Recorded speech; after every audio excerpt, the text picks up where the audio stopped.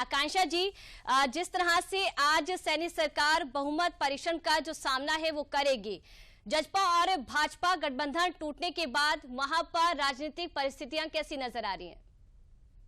मैं आपको बताना चाहूंगी, जब पिछली बार सरकार बनी थी तो बीजेपी के पास बहुमत नहीं थी। उनके पास 41 एमएलए थे और उनको समर्थन चाहिए था, या तो निर्दलीय 7 समर्थन चाहिए था या फिर 10 जेजेपी की सीट थी। तो ये गठबंधन जेजेपी के साथ तब हुआ था जब उनको सरकार बनानी थी और 10 सीटें जेजेपी के पास थी। तो ये सरकार जो पहले बनी है, जो 4.5 साल चली है जेजेपी और बीजेपी के गठबंधन के साथ, उसका ये समीकरण था उस वक्त। अब क्योंकि लोकसभा चुनाव भी आ रहे हैं और लोकसभा चुनाव के ऊपर जेजेपी ने कुछ सीट शेयरिंग के ऊपर उनकी कुछ अनबन हुई बीजेपी के साथ। वो 2 सीटें मांग रहे थे जो कि नहीं दी गई। उसके चलते बीजेपी ने ये अपना इस्तीफा दिया, मनोहर लाल खट्टर ने अपनी कैबिनेट के साथ, और नए मंत्री को चुना गया, मुख्यमंत्री नायब सिंह सैनी को चुना गया। कल आपने ये देखा। तो अभी आज जो है नायब सिंह सैनी ने वो कह रहे हैं कि उनको 7 निर्दलीय, 41 तो उनके पास अपने ही है, 6 अन्य निर्दलीय जो उम्मीदवार हैं, जो एमएलएज हैं, वो उनको समर्थन दे रहे हैं। आज फ्लोर टेस्ट होगा। ये फ्लोर टेस्ट महज एक फॉर्मेलिटी है, बिकॉज बीजेपी के पास समर्थन है। मैं आपको ये भी बताना चाहूंगी कि जो जेजेपी के पास 10 सीटें थी, उसमें से भी कुछ विधायक जो हैं वो बीजेपी के पाले में आने के लिए तत्पर हैं, वो आना चाहते हैं, वो अपना समर्थन खुलेआम दे रहे हैं।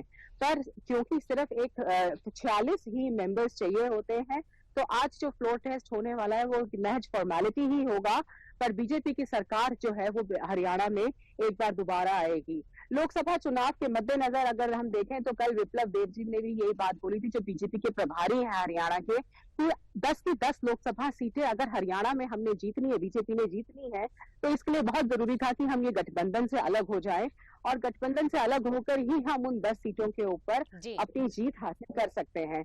इसके अलावा मैं आपको ये भी बताना चाहती हूँ कि आज जो फ्लोर टेस्ट हो रहा है, उस फ्लोर टेस्ट में जो हम कल भी हमने देखा, जो कैबिनेट मिनिस्टर्स थे, वो कैबिनेट मिनिस्टर्स जो है वो पहले से भी पहली कैबिनेट में भी थे, और उसमें एक निर्दलीय चौधरी रंजीत सिंह चौटाला हैं, वो भी दोबारा से कैबिनेट में शामिल कर लिए गए हैं।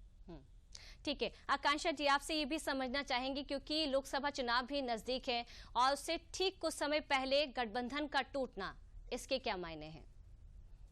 जी, मैं आपको एक बात बताना चाहूंगी कि जो 4.5 साल का कार्यकाल बीजेपी का रहा है, उसमें कहीं ना कहीं उनको इतना विश्वास हुआ है कि वो अब अकेले इलेक्शन लड़ सकते हैं, और इतना समर्थन मैं आपको बता रही हूँ, जैसे 7 निर्दलीय हैं, 7 निर्दलीय और जेजेपी के भी कुछ जो विधायक हैं वो भी बीजेपी के साथ आना चाहते हैं। तो कहीं ना कहीं बीजेपी बहुत कॉन्फिडेंट है कि वो लोकसभा इलेक्शंस को बहुत अच्छे तरीके से हैंडल कर पाएगी। मैं ये भी बताना चाहूंगी कि अक्टूबर में भी हरियाणा के इलेक्शंस हैं, तो जिस तरीके से लोकसभा के इलेक्शंस होंगे, उसी का बहुत ज्यादा फर्क जो है, बहुत ज्यादा उसका प्रभाव जो है वो पड़ता है हमारी विधानसभा के इलेक्शंस में भी।